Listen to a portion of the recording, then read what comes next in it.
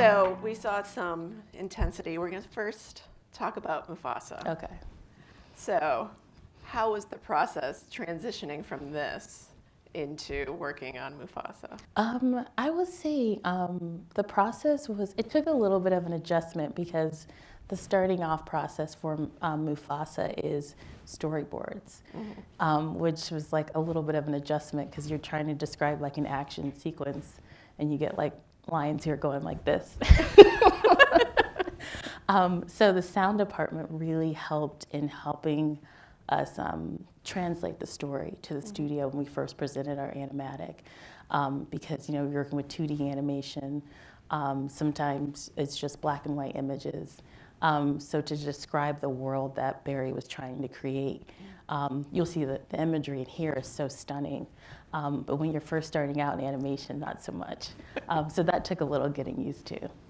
Yeah, because I don't know if everybody understands when you're editing an animated film, you start really at kind of script level and modifying and trying to get that to the perfect place. Exactly. Before you go into any animation. Yeah. And when we started on Mufasa, actually, we didn't even have songs yet. So we had like inspiration, concept art, and just like score on what we thought the songs would be in those sections. So much lighter material to work into. Definitely. Was it a different process, but was the material, I would assume you would have to have something else to go into when you're working on something so heavy and just, it's a different experience as an editor. You're really emotionally getting invested into everything. Definitely. And you're becoming one with the characters and going through their same journey. So what did you have to do to adjust to working on the different material for Mufasa? Yeah, it's interesting because a lot of people say, like, how do you go from Moonlight to Mufasa? And I was like, well, the thing that first attracted Barry to the project was the story. He was very inspired by it. He definitely related to the story of Mufasa. And so from there, it was a jumping off point of how do we bring our similar like cinematic, techniques to this animated photoreal, environment.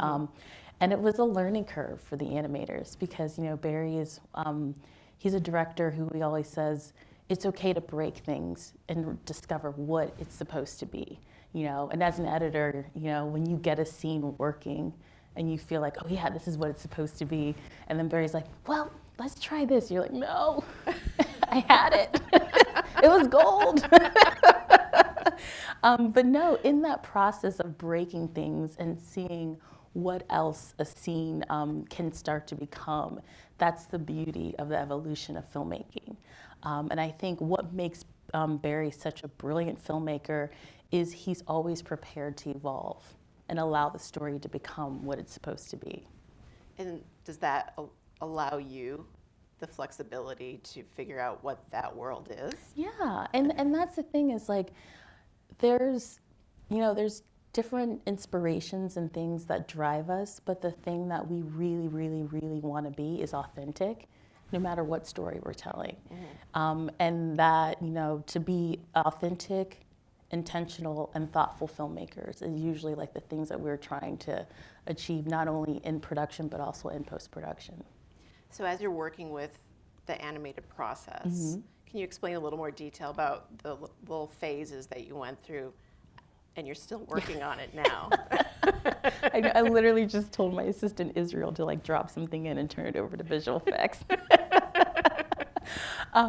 But yeah, so the first stage is like the 2D animatic storyboards, and then based off of the storyboards are like a blueprint or an inspiration for the animators, and then they create this like virtual reality set that James, our cinematographer, then goes in and shoots, and then he shoots different takes, and then that goes up to me, and I edit that together, and that's what we basically call previs. And then from the previs, we turn those scenes over to MPC. That's who our visual effects house was. And they then take that and they start creating the final animation. And then from those dailies or shots, we then turn it over to the visual effects team that basically creates all of the environments, puts the hair, the fur on the animals, puts the light in their eyes, puts the the sun in the sky and all that stuff. Yeah. When you're working on the animatic and you had all that sound support, figuring out that world, was that a different way of you working with sound than you have with live action? Definitely. Because the thing is, it's like, we're on the mix stage right now, and Annalie Blank, who is our sound supervisor, but she also mixes our dialogue and she mixes our music. I was watching it and I was like, every sound I'm hearing right now had to be created. And I think that's what a lot of people don't realize about animated movies, is nothing existed prior to them, like, finding that right growl or the way the leaves should sound in the trees. Like, everything is so intricate to the details that we're applying.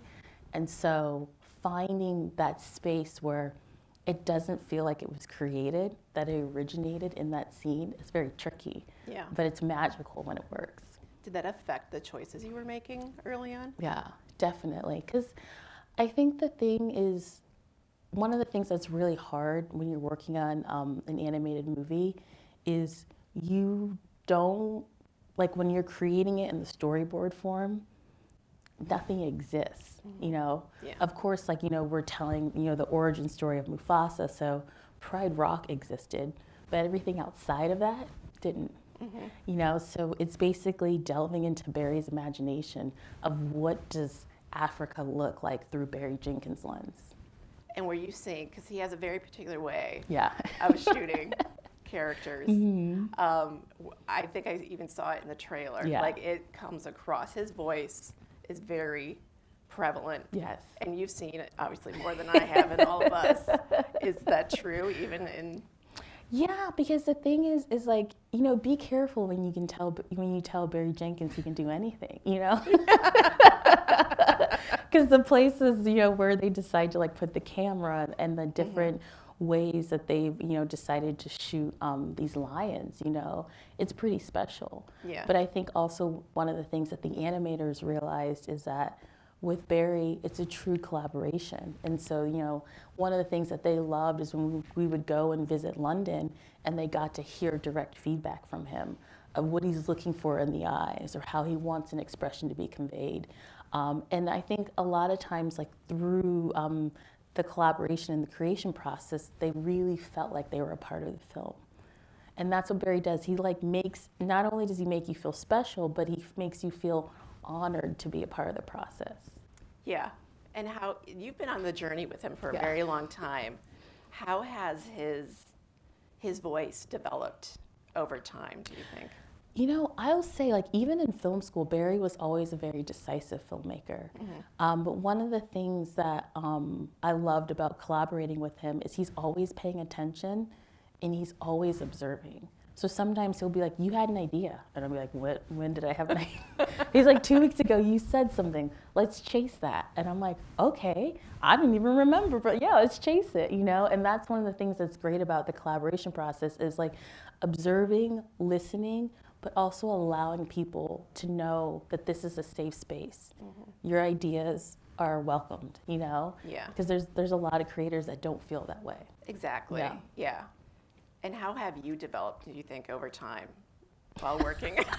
Well, with Barry, you've worked with another person a few times, but talking with Barry first, how do you feel like you are collaborating and creating a world together?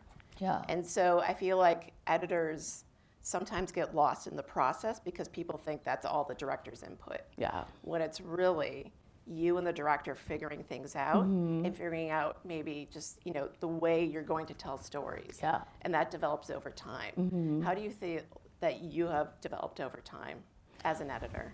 That's a great question. I feel like the thing that I feel has, like, evolved in my process is there's a more assuredness to the questions I ask. There's a more assuredness to the decisions I make.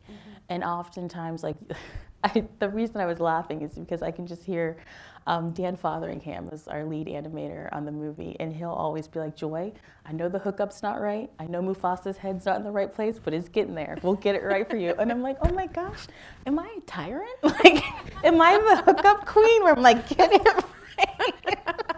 But I definitely feel like over this process, one of the things that a lot of people don't understand is when you turn a scene over to the animation process, they're not working on it like sequentially. Every animator is working on an individual shot. So when they come back together, you as an editor, you're making sure that your A to B is matching across the cut. And so that was like realizing that they're not working on it in unison. I was like, well, I have to even be more vigilant about, making sure the shots. And so they now know not to put it in front of me or give me a warning that, they're in the process of getting it right. Has that put more stress on you to know that you have to be very analytical about every shot that is going into the film? Yeah, because, it's so funny because when I first, found out we were doing this project, everyone's like, oh my gosh, editors love this. And it's really easy. At a point you'll just be sitting back and waiting for shots to come in. I never got that. I never got to that point where I was sitting back and just waiting for, we were editing, we're still now editing, we're still now tweaking.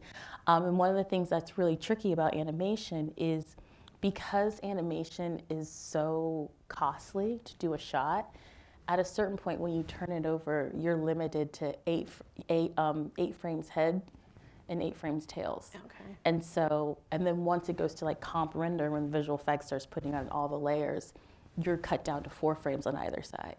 So it's literally, I heard the groan, yeah. When they told me that, I was like, wait, what? So essentially, like, when you turn a scene over, you're kind of like picture locked. Yeah. And they're like, well, that's not picture lock. I'm like, 8 frames on either side is picture lock, know? And so being very, like, I kind of held on to frames until the last possible moment. Sometimes I'd be like, especially if it was like a push in on a reaction and we don't have the complete animation yet, I'll be like, can I hold on to those 20 frames until we get to that point? Yeah. It's a little negotiation process. But yeah, I had to learn how to adapt and to think like 10 steps ahead in doing this process. Like, when we get this final animation, will I want more frames on either side? Or is this a shot that will stay in the movie? Or do I think I can cut this now? Yeah. When you were working on the animatic, are you still close to the timing of that? Oh, no. No.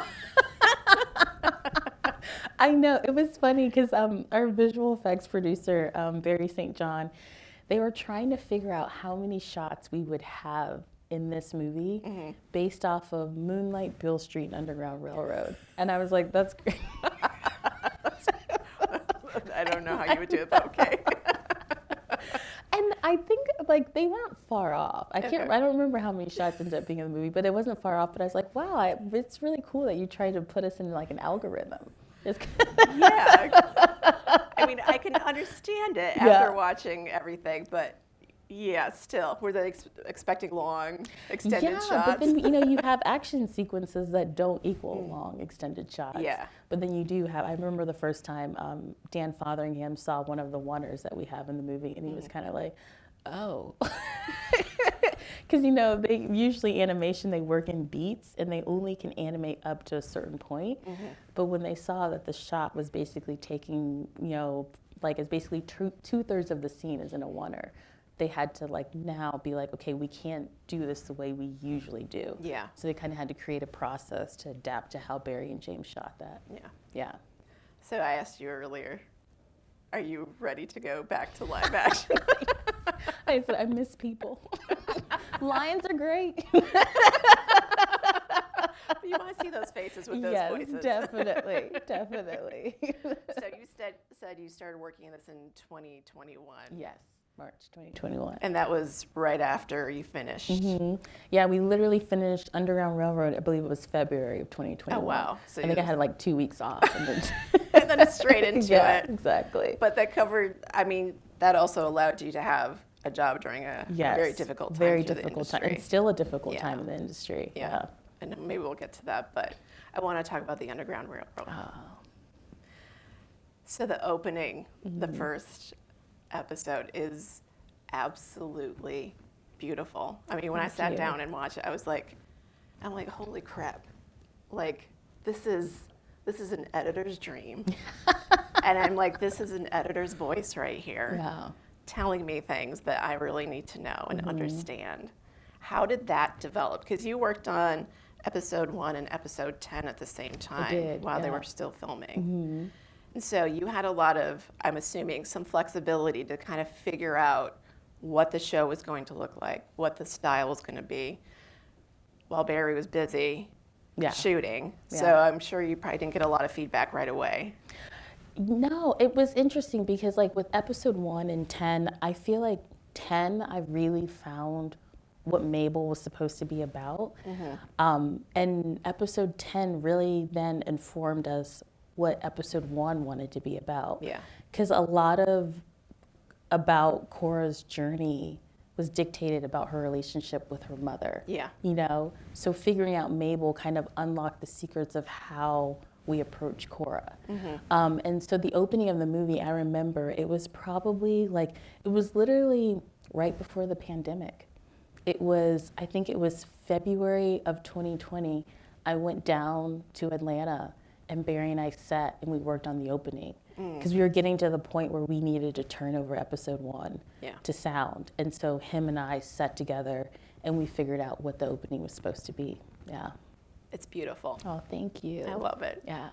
And talking about episode 10 for a second, about 54 minutes in to the first episode, they're walking through the swamp. And there's a moment where Cora's looking down. Yeah. And we have a flashback. How did that, was that scripted in that moment, or did you come up with that? Yeah, it's so funny that you said that because I was talking recently about unexpected moments, and that was actually something that was born out of the fact that there was a section of episode 1 that ended up getting cut, but Barry loved a certain shot. And so it was always in the back of my mind of how can we bring that shot back? How can we still include it in the episode? And so when they're in the swamp, we wanted to give that sense of what was chasing them away and also what they were giving up. Yeah. Because one of the things that's so interesting about like the plantation life is that there weren't always all bad memories, you know? Yeah. And in some way they are leaving their home.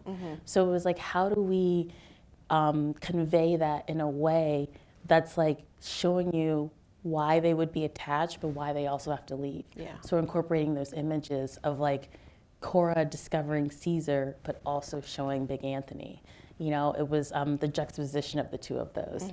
And then the one shot that Barry loved was the one that was on Cora and that pulled around and you showed Caesar. Yeah. And so when I first showed it to him, he's like, you got the shot in. He was so pumped about it. But yeah, it was a moment that we discovered in the edit. And it was something that Barry didn't ask for, but as we were, starting, like I showed it to him, he's like, oh, this is gonna work. He's like, this is gonna work. And so we started chasing it. And it was one of those moments where, because we wanted to show the swamp, but we needed a way to get in and out of it. Yeah. And so using that was kind of what, our way in. And when you watch the final episode, Yeah. that exactly. takes on a whole different meaning. Yeah. And I had to watch it again. A moment I'm like, I need to watch this again. I'm just like, oh yeah. Yeah. And when you're developing character, because Barry loves to linger, center framed on characters, and we just like fall into them. Yeah. How is that? There's got to be like a joy in having that, but also maybe some difficulty when you're trying to develop character, because everybody's shot that way to a certain extent. Yeah. So how do you transition point of view when you're dealing with Barry's very strong point of view? It's interesting. It's a great question because, I was just commenting on the fact that when we shoot those head-on shots, I was talking about, I visited the set of Beale Street and I talked to Kiki Lane who played Tish. And she said she felt so vulnerable, like staring down into that lens, because there's not another actor on the other side. You know, you're kind of staring down to this like void. And so she's like, she felt a little vulnerable and exposed. And I think that vulnerability comes across in that gaze, you know, where there's nowhere to hide. And so oftentimes, those shots they're not written in the script. So they don't have a place where it's indicated where they should go. Yeah. And so a lot of times we go to that footage when we want the audience to re-engage with the character and know right now we're in Fonny's point of view, or right now we're in Tish's point of view, or right now we're talking about Daniel's experience. And yeah, it's one of those things, the beauty of finding that in the edit and never ever trying to force it. If it works, it works. If it doesn't, it doesn't. Yeah. But yeah, I think like it's when I was also talking about in Moonlight, Black's dream of Kevin when he's outside and Kevin's smoking a cigarette. Barry was just inspired. He saw, Andre standing outside the diner under this light, and he was like, James, get your camera. Who has a cigarette? And people were like, huh? But it's, that's the beauty of, the way Barry likes to make film is he's inspired by things he hears, either a story that's being told or the way the light's hitting a certain person, that he then says, like, how can I bring that into the world I'm creating? And that is gold for an editor. Yeah. To be able to get those moments and that inspiration, because it's so prevalent, his voice coming through the characters.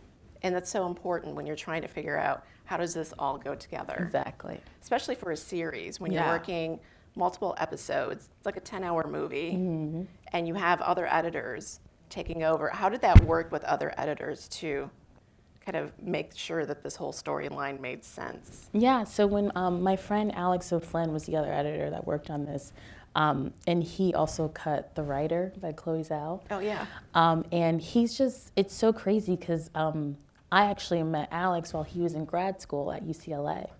I was an assistant editor to Nancy Richardson, and I'll never forget, we were working on this movie, Not Easily Broken, and Nancy said, this is gonna totally date me, but Nancy was like, I have to leave the movie. I'm going to work on this series, and I was like, or this film, and I was like, oh, what is the film? And she's like, it's Twilight, and she's like, I'm like, oh, I haven't heard of it. And she's like, oh, it's about, she told me what it's about, and I'm like, oh, like Buffy the Vampire Slayer, and she's like, no. She was like, no, not like Buffy. I was like, oh, sorry. And I always look back on that moment. I'm like, gosh, I was so in the dark. Twilight was this huge thing. And I'm like, what are you going to work on? But Nancy is also an editing instructor at UCLA.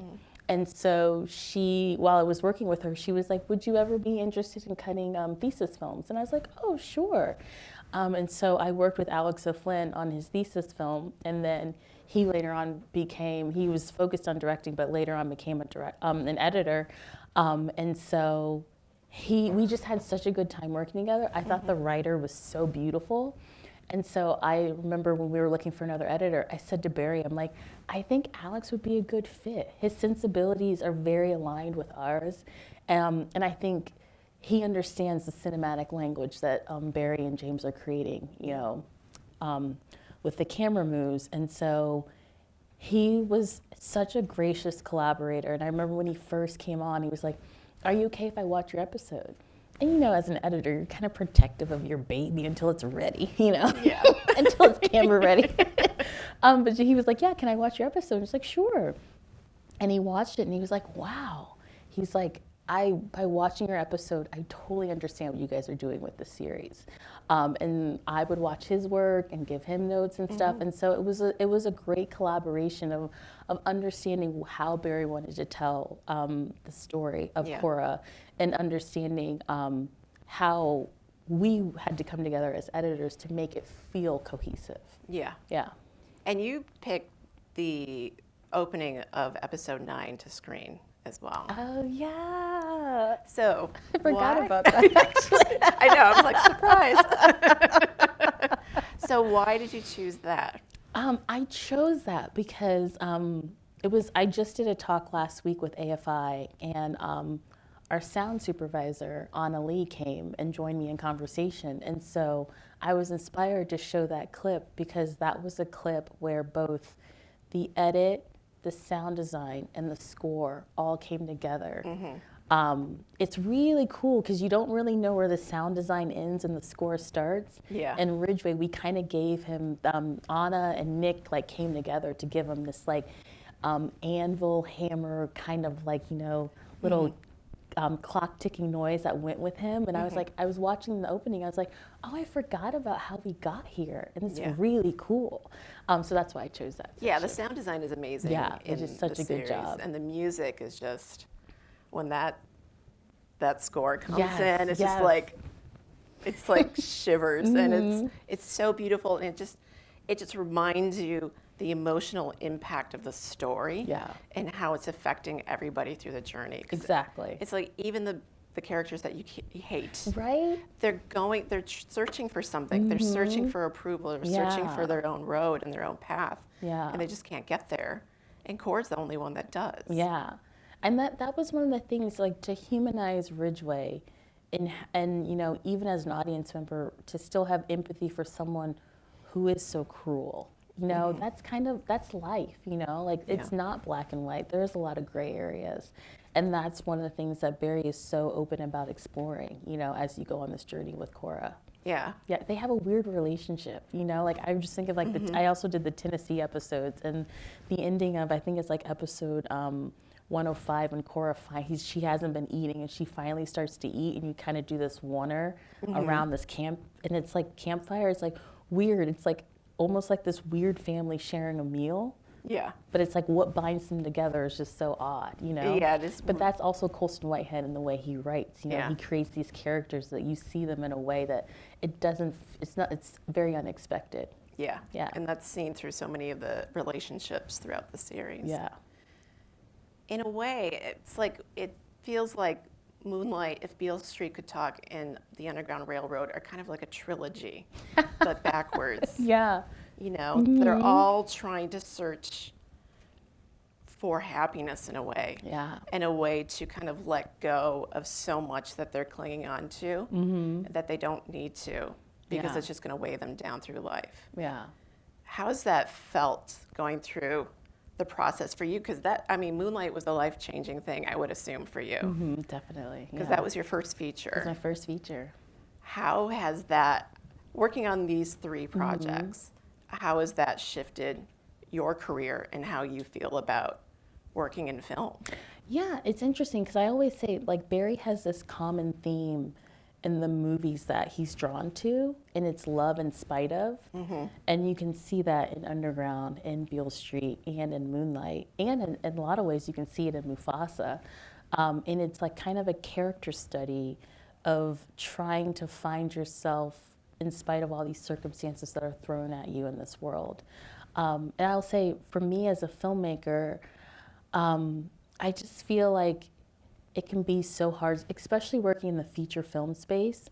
You can so easily be pigeonholed and be told, this is what you do. You work on comedies, you work on dramas. And it's like, for me, I feel really blessed to have the opportunity to work on an array of things. I can do Moonlight and I can also do Zola. And I think for a lot of people, they're like, that's not how it's supposed to go. But I'm like, I'm choosing my own adventure. Yeah. And that's like, as a filmmaker, back in the day, you used to see editors work on a lot of different projects. And now it's like we've kind of been programmed to say, you're now the musical guy, or you're now the YA editor. And it's like, why can't we do both? Why can't we do whatever we're inspired by?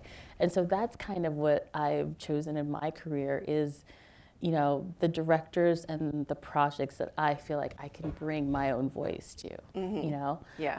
But it's not easy, because everyone wants you to do the same thing over and over again. Yeah, and I've heard many editors kind of feel like they got stuck and pigeonholed in comedy, and they want to do drama, and it's like they hire you because you did that one last thing. And they want you just to do it again. I'm like, who there's no wants to fun do in that? doing it again.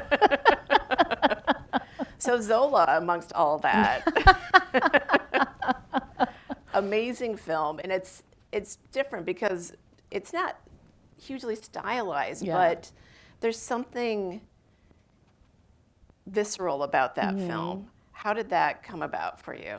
Well, I started working with Janixa Bravo on a short movie that starred Michael Cera, Man Rots from the Head.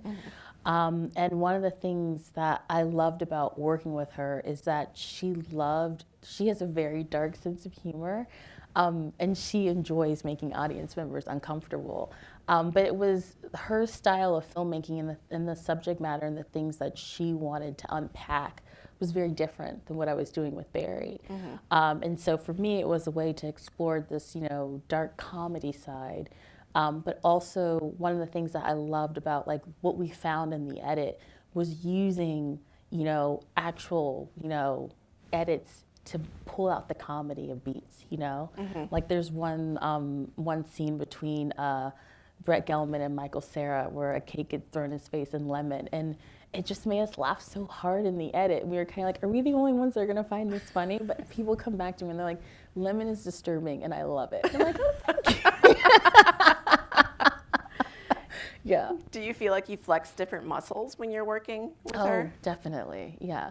And that's the fun. Is like the thing is like, I love comedy, but one thing that, Janixa always talks about, she's like, I never want to overstay my welcome when it comes to comedy. And it's true. Like, so many people are like, I wish Zola was longer. And I was like, what more did you want for it?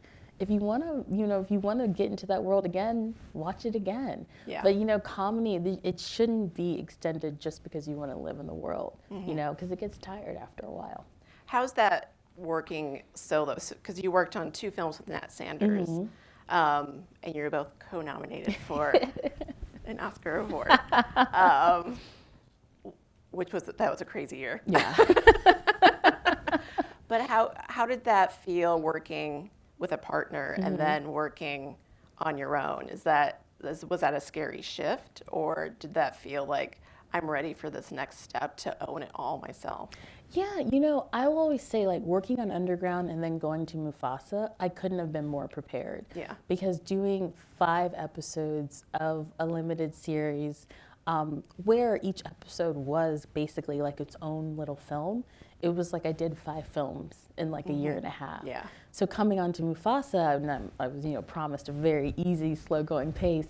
I felt prepared, and Barry and I had the conversation. I said, if at any point you feel like we need another person, just let me know. But one of the things that I learned about working on an animated film is that the more you know about each scene, the more you can understand how you might need to repurpose it, or how it can be maybe moved to something else. And so because I was involved in the animatic process and knew the film so intimately, I was able to actually work faster and tell Barry like, oh, I know we got a note of how do we make this shorter. So what if we combine these 2 scenes, because I know the dialogue from that scene, I know the dialogue from this scene, and I think they're kind of saying the same thing. Yeah.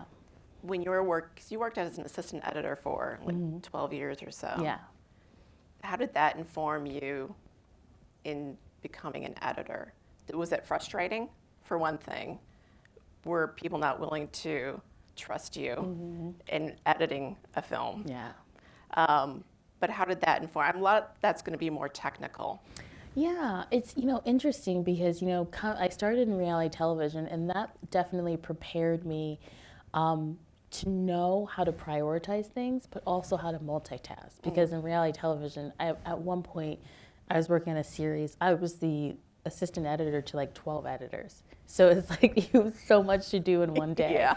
But also it was in reality where I really got a chance to work on sound, do music edits and everything like that. And so knowing all of those skills definitely prepared me for going into indie filmmaking. Because one of the things is you go from reality television, which is super fast paced, then you go to mid-size, I was assisting Maisie Hoy on mid-size features, and that feels like a luxury because it's like, oh my gosh, we have so much time in the world. And then you go to indie filmmaking where it's like, make a movie in 2 months, and you're like, huh? But it's like knowing how to wear all those hats helps in indie filmmaking because I did have to be the music editor. You know, I Yeah. did have to do the sound pass before we could finally turn it over, and I did have to like clock visual effects like a visual effects editor and do comps and stuff like that. So knowing all of that definitely helped when it came to like working in indie filmmaking.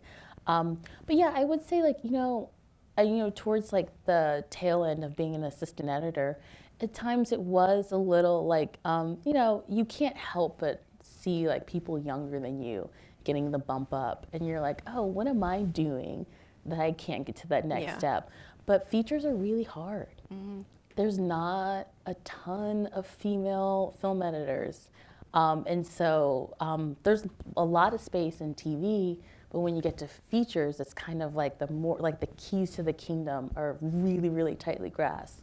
And it feels like a little clique that you're trying to get into. You know? Like, hi.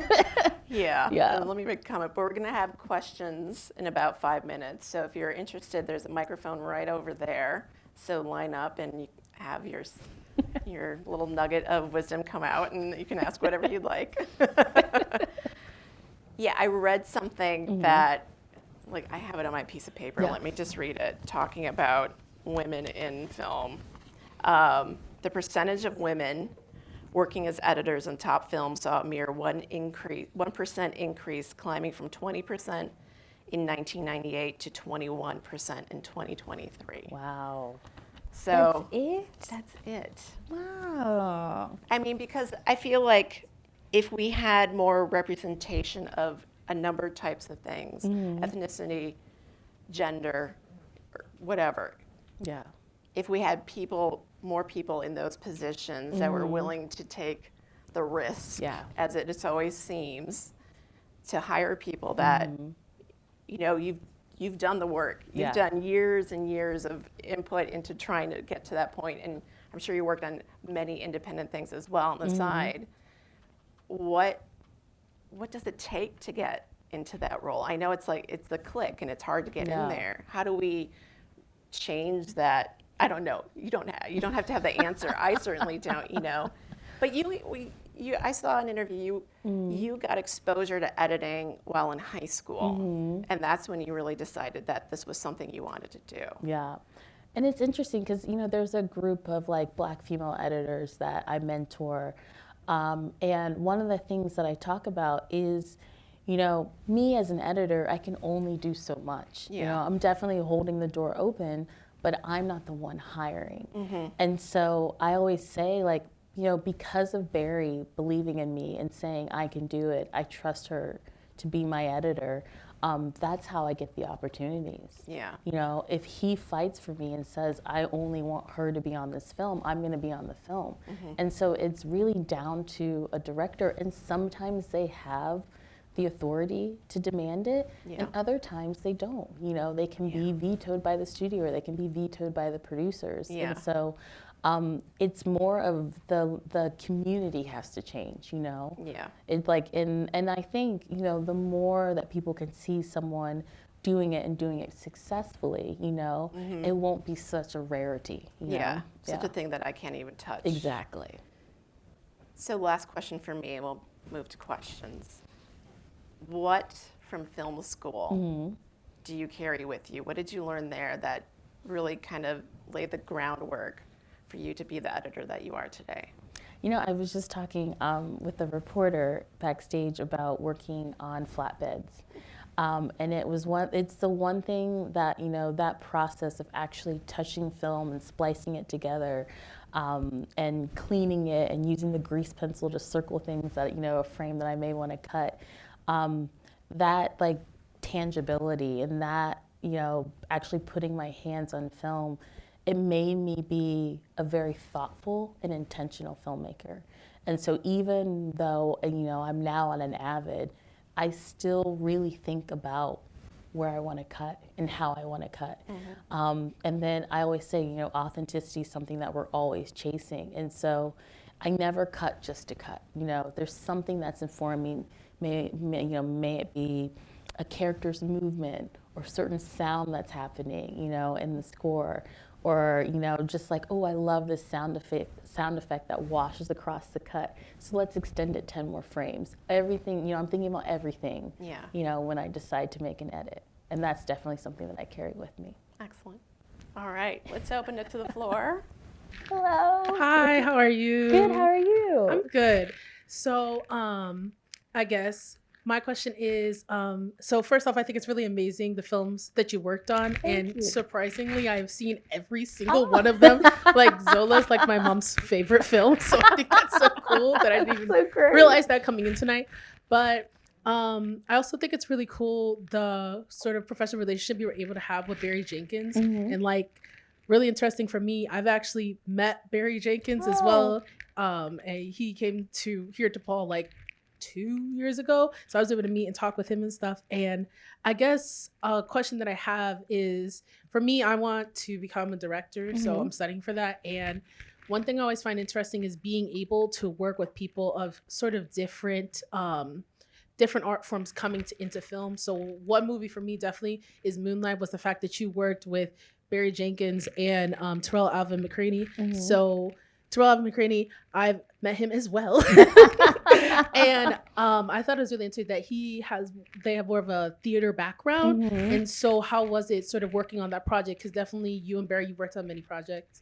Well, at least to that point, you've known each other when it came to Moonlight. So coming into it with a creative who has more of a theater background and trying to balance those two, like they're very prominent creators and like in the work that they create. So being able to balance the two is like, how to go into the process doing it for you. Yeah, and that's a great question because Janixa Bravo also has a theater background. And I think one of the things that I love about the theater is oftentimes when you're creating a play, the dialogue is so important. And so I feel like in Moonlight, the conversations that, you know, Juan has with, you know, Little and Teresa's point of view, everything that Terrell created inspired Barry in how he wrote Moonlight.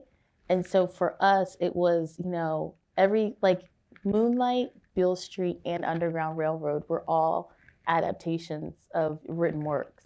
And so one of the things that Barry says is, how can he take something that was written and not lose the voice of the writers? And that's one of the things that we pay attention to is like, we have basically a duty to like honor James Baldwin, but also in some ways make it our own, you know?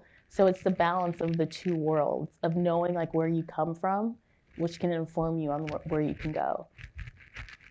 Yeah, thank you very much. Of course. And also, I'm with you on Twilight. I'll never forget my grandma was like, you want to see Twilight or Happy Feet? I chose Happy Feet. So thank you. Thank you. Hi. Hello. So again, I've seen all of your projects as well. To the editing point, my big question is, in Beale Street specifically, there's a scene with Regina King getting off a plane, I'm thinking like Cuba, and is like visually stunning. As an editor, like, how do you pick, because I know that you don't get to shoot it, but like, how do you pick like what frames or like what scenes that you know are gonna like stand out to an audience? And to that point, do you allow each project to be its own, or like, do you think that you kind of have a style?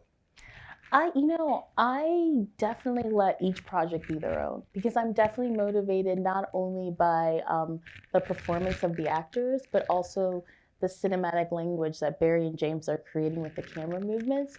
And so every scene is different, you know, every actor is going to bring something different to what they're doing.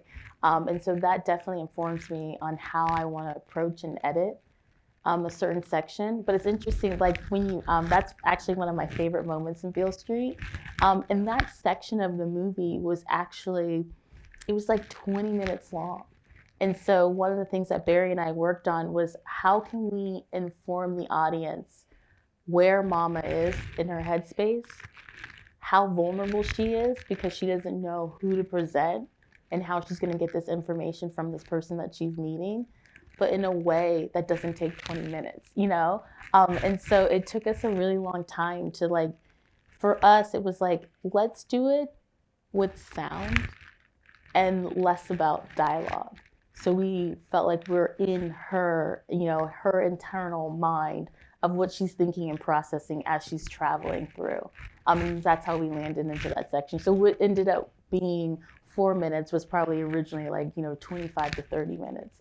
So it's like paring it down and finding the emotion behind what was shot, which is tricky, because you can find yourself saying, I have to include all of this information, but then you're like, no, the beauty of an edit is the audience is with you. They're traveling through this world that you've created. And so if you do it right, you can convey a passage of time and it doesn't have to be literal. I'm a first year screenwriting MFA program, and I'm literally decided to pursue that because Moonlight won Best Picture. So Aww, thank you again. thank If you. y'all need somebody to pour water on set next time, I'm your guy. I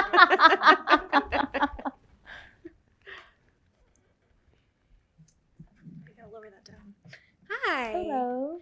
So you mentioned the scene a little bit earlier, but it's like the scene from Moonlight that I think about the most. The scene at the end with Kevin outside the restaurant and the smoking, and where Andre sort of like makes eye contact with the camera, and it's a really unique shot. Mm-hmm. And same I noticed with the Underground Railroad, the falling shot. These are really unique shots, but I wonder how you sort of weave them into a very grounded story and a very story that seem kind of out of place in, but I think even in Moonlight, I think it feels so well woven in, and I wonder how you keep including those unique shots, but make them fit into the story. Yeah, one of the things that I always try to do is I don't want style over substance.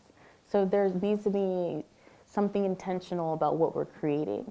And so if it feels like it's supporting and underlining emotionally where the character is at in the moment, then I'll lean into it. If it feels like a gimmick, or we're trying to be, not ourselves, then I'll steer away from it. But it's also, there's something in you as an editor that is telling you this is where you need to be, and if you don't have it initially when you're cutting something, don't try to find it. What I oftentimes do is if it's not clicking in one scene, I'll just move on to something else. Or if I need to be inspired, I'll watch a section of the movie that I really like and is really working. And I'm like, okay, the rest of the movie can get here. This is working, so why can't, let's just chase it until everything else is working. Hello, how are you? Hello. Good. Just want to say Beale Street is definitely one of my top 3 movies of all time, so I definitely appreciate your work on that. I know you kind of touched the base on like how you kind of create shots as far as the flow and the rhythm. Mm-hmm. I'm pursuing to be a DP, and my question to you is, how long did it take you to kind of get like a natural flow with Barry or with James, as far as like which shots to use or I know like the communication with the editor and director and DP is very important, but like when did it get to a point where you kind of just knew what they wanted? Well, it's interesting because I, especially on Underground Railroad, as I watched takes, I could see how they were changing the camera or they were like focusing on different characters in different moments. And so basically the shots would start to evolve and I'd be like, oh, okay, it's about take 10 is where they really found and they're gelling on how they want to shoot this scene. So basically that would kind of become like my anchor take as I'm cutting. And then I would watch that take and then that take would kind of inspire like, ooh, this is a really good moment to go to a tight shot of Ridgeway. Or, Kevin does something right here where he touches a fork and like maybe that'll motivate a cut here. So it's paying attention and observing what they're communicating within the frame that kind of informs me where they want to go. I can see a shot and be like, okay, they really worked hard on this one. They want me to use this. But working on Mufasa, it was actually really cool because it actually got to a point where me, Barry, and James could watch dailies together. And that's like a luxury that we're not really afforded in how quickly we work on most of our live action films. So being able to sit in the theater and hear them discuss dailies and know which take that Barry really liked or which take that Barry wanted James to go back in and re-camera. It informed me on, okay, these are the shots that he wants to use in the scene, which made it a lot easier. Hi there. Hello. Thank you for coming to Chicago, first and course. foremost. My question, you mentioned a little bit about this throughout your discussion here.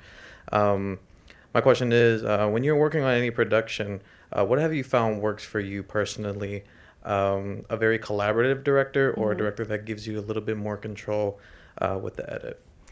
I would say both, because one of the things that's great about working with both Barry and Janixa is they allow me to do a pass on a scene, and I present it to them, and then together we start chasing what they're going after. But so I have that freedom of presenting it in a way where I'm like, this is my take on it, but they're not telling me that that's wrong and their way is right. It's more of like, oh, that's a cool approach. I never saw it actually opening that way. But, I shot this one shot and I would love to start the scene like this. And I'm like, oh, okay, I saw that shot, but I didn't know that's what that was intended for. And then so we'll start going down the road of like, but they'll maybe be like, but I do like what you did here in the middle. So let's take this shot and then do this and then end it here, So it's a collaborative process where no one person has like complete control.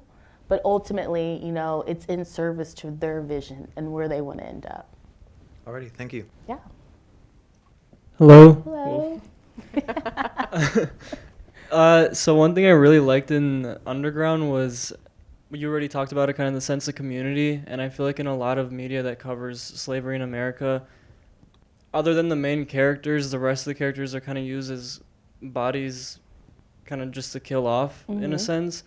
And you really made a great sense of community, and I feel like it was really translated well through the editing. And I just want to know, kind of like, do you focus on character while you're editing, and like, do you communicate with the director about character while you're editing? Because it really came through in moments like when they kick the main girl out of her house, and then they bring in the girls to clean it, and we kind of see like every viewpoint, or I guess every point of view, like, and how people see all the other characters within the film and within the show, and they're kind of seen as machines in that moment. I really like the sound design in that moment too, and along with the men kicking her out, you kind of see they're deeply regretting it, obviously, but like we see how they're like, I'm very overwhelmed with how like well that was made, especially that scene. I just want to know, like, what's your process with character and editing? Yeah, it's one of the things that Barry gives great attention to detail to all of the characters. Like one of the things that is included in the Criterion collection of Underground Railroad is a collage of images that are basically compiled of all of the background actors that were in Underground Railroad. Because Barry was just so moved by seeing all of these actors, dressed in these period clothing, and he was like, looking at these background actors, I'm looking at my ancestors. And so him and James, just like whenever they could, they would take them and he would just shoot shots of them. And Daniel, my first assistant editor, he cut together the gaze. And it's one of the things, like, Barry has a way of seeing everyone, even if you're playing a background actor, even if you don't have any dialogue, he loves to incorporate that into the world that he creates. One of my favorite moments in Indiana Winter is when Mingo, one of these characters, dances with his wife. And that set that they're dancing in, it didn't exist. Barry was like, I want Mingo to have a home. I want to show this side of this character. And it's not in the book, it wasn't in the script, but it was something that Barry was like, I feel like I owe it to this character to show this side of him. And so the detail that you get when you see, these characteristics and this depth to even the background actors, that's up to, Barry wanting to include that in the story. Thank you. And I really appreciate your guys' attention to detail. Oh, thank you. Hi, nice to meet you. I'm a big fan of your movies and your work. Thank you. You've already touched on this a little bit, so I apologize, but what is it that Barry Jenkins does as a director that makes it easier for you in the editing process? And as an aspiring director myself, what should I be thinking about during production regarding the edit? Never be afraid to tell your editor that they're right. He's gonna see this and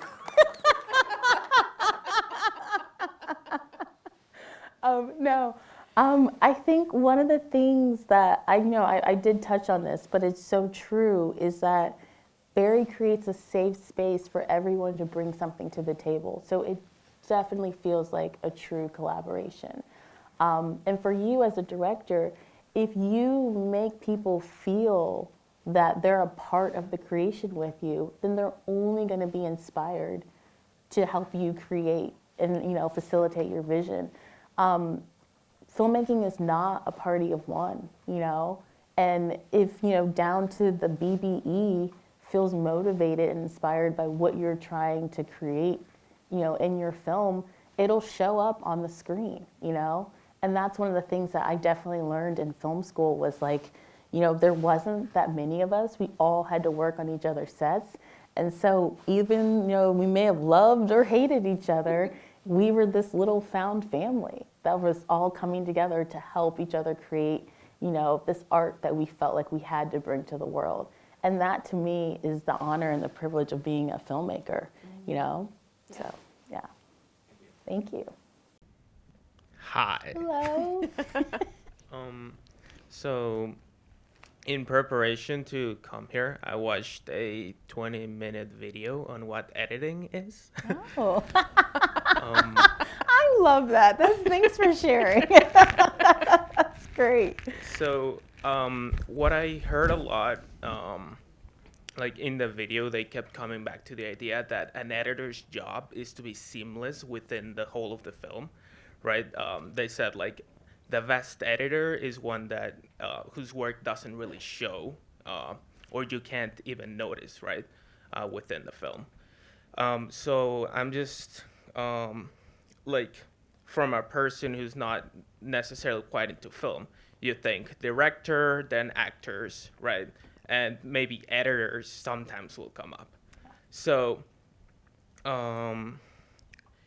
what like specific skill set or what is your creative process such that editing is the best contribution you can make to the creativeness of the film as a whole? How do you, from editing, bring the best out of a work, right? Yeah, that's a great question because I think for me, I allow the film to speak to me. Whenever I start watching dailies, I'm paying attention to not only what the actors are doing, but what the camera's doing. And a lot of times you can't say like, I'm gonna edit this way. You have to watch the footage, take it in, and understand what does the scene wanna be. And I think that's one of the things, like it's funny that you said, like people say editing's supposed to be seamless.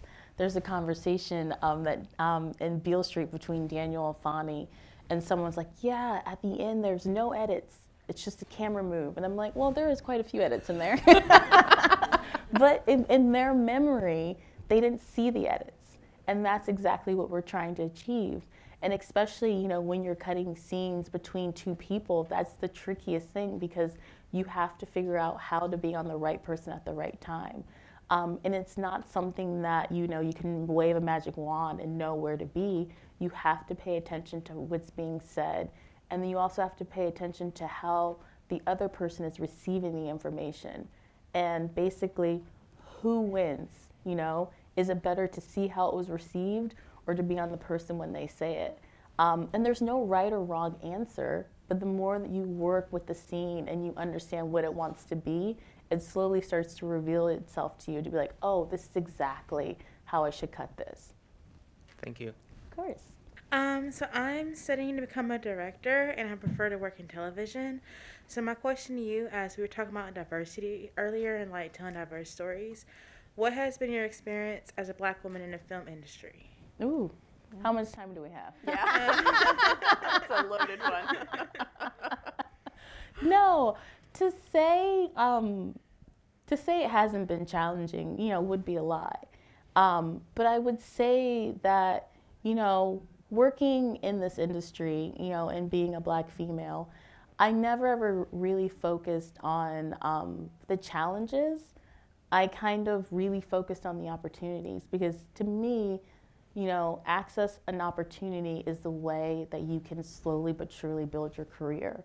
And the one thing that I always told myself is I was going to be prepared for the opportunity, because when it was given to me, I was going to take it and I was going to run with it.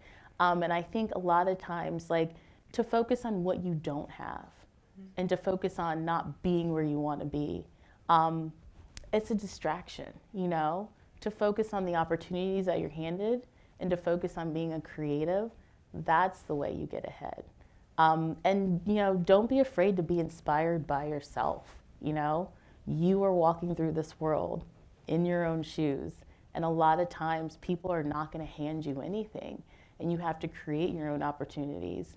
And that, you know, that basically, for me, is how I got to this place. Because, you know, yes, Barry was like, I want you to work on this film. I could have done a bad job, you know? I could have not been prepared. But because I was ready for it, it led to, you know, where I am today. Thank you. Of course.